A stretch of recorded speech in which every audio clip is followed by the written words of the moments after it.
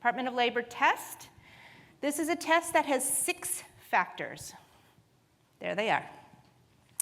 Opportunity for profit or loss, depending on managerial skill, investments by the worker on the business, the degree of permanence of the relationship. So in your contract, if your contract doesn't have a term in it, like a year or 6 months or project, then it looks, the longer the relationship, the more they look like an employee.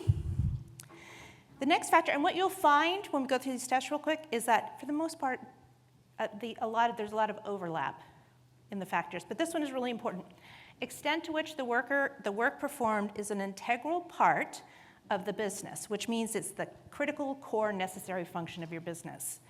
If the person is performing a service like that, then they are presumed to be your employee.